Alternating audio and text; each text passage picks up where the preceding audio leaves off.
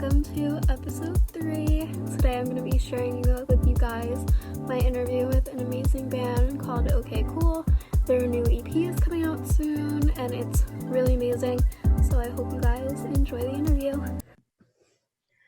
Okay, so first I want to start off by congratulating you guys on your new EP coming out.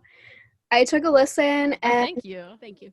all the tracks are super great, and I can't wait until everyone else can listen to it too. So how would you describe the music on your EP? A lot of it is, I guess, in terms of just musically speaking, it's very influenced by the stuff that we listen to, which is a lot of indie rock, alternative rock, a lot of DIY emo, a little math rock, a little bit of math rock. I love math rock. I love, math indie rock, stuff like that. So I listen to a lot of that. And I also, occasionally listen to Lady Gaga and Dua Lipa. So I am a sucker for a catchy melody. So I try to incorporate that a little bit too. But we mostly just try to emulate the best parts of everything that we listen to, if that's a good answer. Yeah, that's perfect. I think that's really great. Because, what we listen to has a big impact on us as, listeners. So to be able to take that into your music is, huge. So what was the creative process like for this EP? I can take that one. So it kind of just started, I'm trying to think, we came together by just kind of deciding we wanted to write and just kind of messing around and seeing how that went. So when it came time for this, it was kind of bouncing back and forth ideas. So Bridget would kind of send me a riff or a little fleshed out little melody thing, and then it would just kind of bounce around until we fully formed it into a song, or Bridget would make it into a song and then, shoot me the GarageBand file to track my bass onto. So it was just a lot of back and forth, and there's not a lot of pressure when, nobody's really listening. So there's a lot of time and a lot of, I don't know, you can just take all the time in the world you want with it and make it something you want. Oh my gosh, this is my dog. Okay. I love the dog. What's his name? Her name is Ezra. Oh, she's going to hop up on the table for us. So cute. Up. Yay! I love here, our third member. That just made my whole entire day. Thank you. So after we had the demos together, we recorded the drums at a place called Sound Summit, which is in Naperville. Where are you based in? Where in Illinois? I'm in South Jersey, right next to Philadelphia. Okay, so that means nothing to you, but that's okay. A suburb. So yeah, it was in a suburb called Naperville. We recorded drums there because I'm just very picky about drums because I just love drums and I wanted them to sound really good. And then we recorded the rest of it at Haley's Work. It's a place called Foxhole. We just brought our amps in there and we mic'd them up, and then we did vocals there and bass as well. And then we had them mixed by Roger Humphrey, who is a really cool dude. He mixed Twin Peaks, and Joe, which is the side project of the guy from Stranger Things, Steve from Stranger Things. So I was a big fan of his mixes, and we were able to lock down that with him, which is awesome. And then we got it mastered by my friend Aaron, who is a sound engineer. So it was really nice to work with our friends and work with new people. And I don't know, having a team behind something is, even if it's a small project like this, it just makes it feel that much more special. It just kind of gives a community to the record and kind of cements it as this particular event in our lives and memory in our lives. So it's just really sweet. I don't know, whatever comes of it is never really, I mean, it's nice, whenever it gets heard, but I think the creation is just so special. It might even be my favorite part of all of this. Yeah. Yes. Yeah. So did you have, I know you're talking about your favorite genres of music. Did you have any moments of inspiration pulled from those favorite musicians? And who are they? And what do you admire about them? And why are they so inspiring to you? Yeah, I sound like a broken record at this point after all the interviews we've done, but a band that really inspires me is Spirit of the Beehive. I don't know if have you heard of them? They're from Philly. I haven't. I need to check. You should really check them out. It's very experimental indie music, very experimental alternative, but they inspire me because like every song I listen to theirs is just like it's so different and it's so unlike anything else that I hear. Even down to like the way things are mixed. It's just like a very that you could just really tell that they're just really comfortable playing in that landscape. As far as like, you know, particular things that inspired me like by them, I think there's a couple tracks by them that they really know how to use like several guitars playing individual notes to really create like this really nice soundscape. And so I influenced that, or I used that as an influence to write the guitar parts for Divers, the intro to that, where it had like those two guitars kind of playing off each other. That really kind of inspired me. I was like, I can do this. Wait, no, I can do this. So then I tried it out, and it sounded really cool. As far as other inspirations, again by them, I think just kind of using weird stuff. It just made me feel more comfortable using weird things. We sampled. Do you know what a groan tube is? No, I've never heard of It's that. things where like you like shake them around and they go like wah wah wah wah wah wah wah wah wah wah. Oh, Yeah. They go like that, and so I I don't know. I think they're really funny. So we found a sample of them and we sent them to Roger, our mixer, and we were like, "Can you like make this weird?" And then he put it in the intro of Hypervigilant.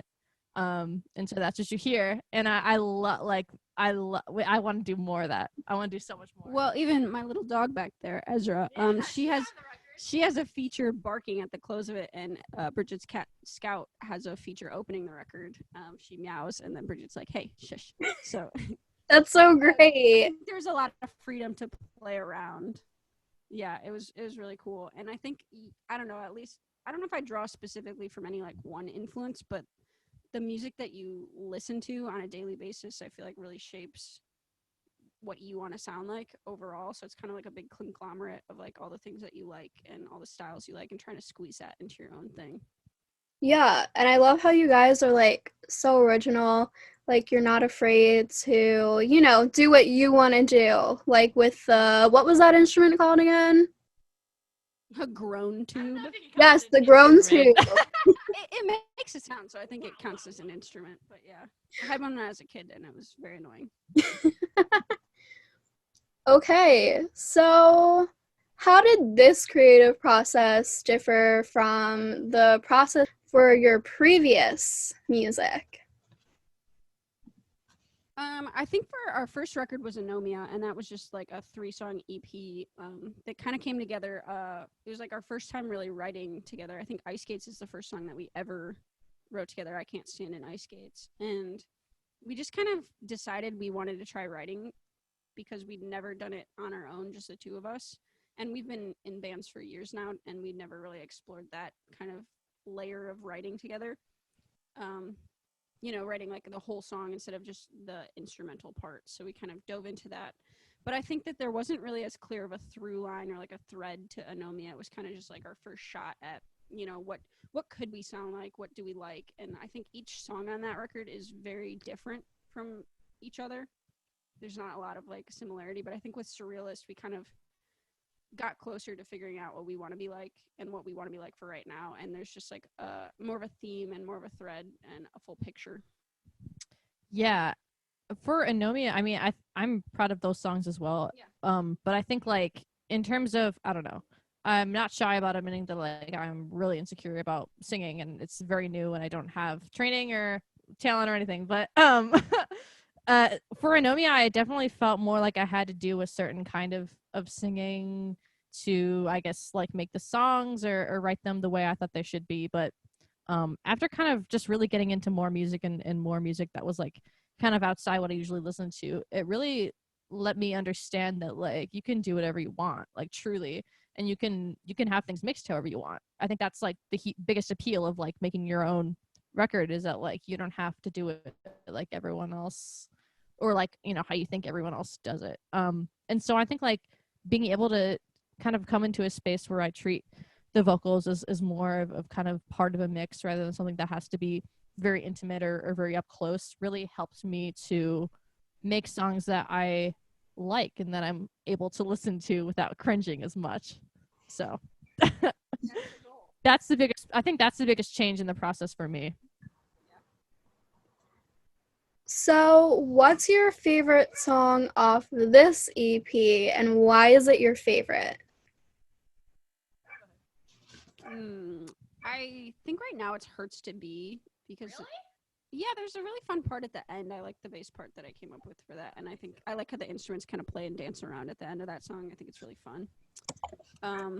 But I do think my favorite definitely changes based on how it feels to play live, and that's something that we haven't gotten to do yet. So that might change, but for right now, Hurts to Be. I think I have two favorites. Five Finger Exploding Heart Technique, I'm really proud of in general.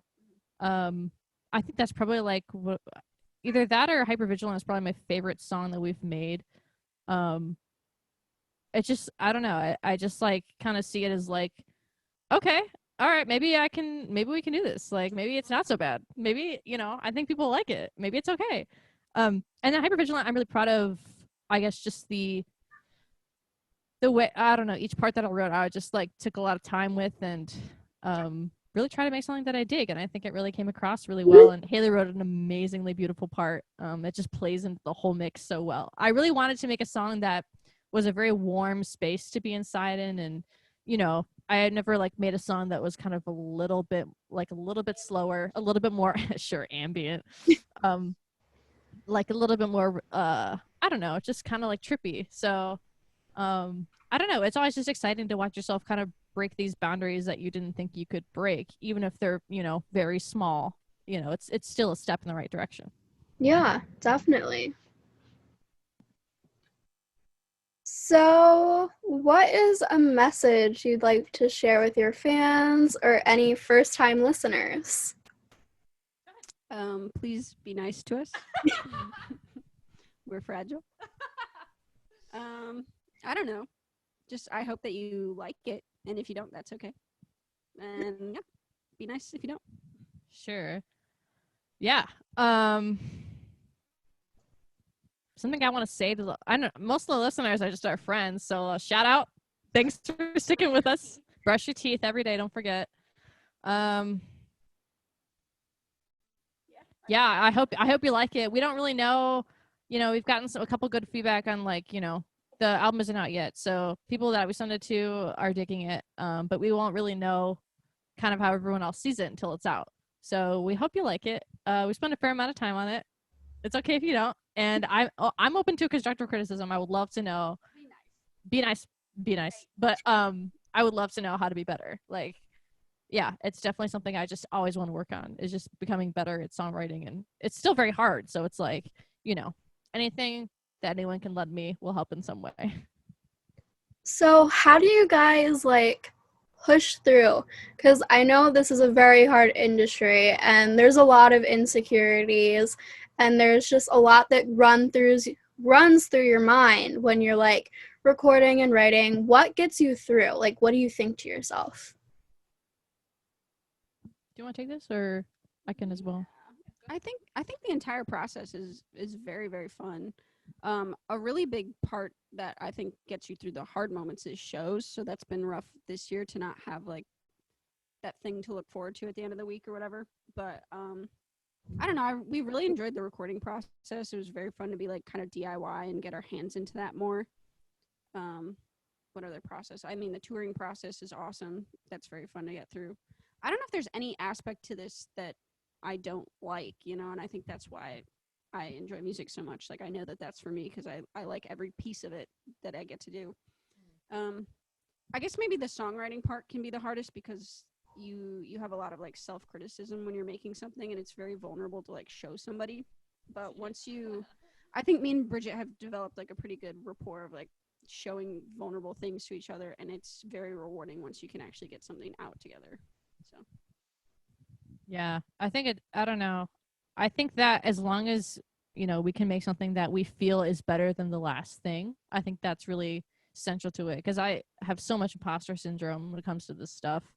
But I think I can really look at this and say, okay, I think I like this better than anything else I've done. And so I think as long as I have that, I know that I'm moving forward. And yeah, I'm not up to my standards, because I listen to a lot of great music, but it's as long as I'm getting better, I feel like that's the most important thing. Yeah, definitely.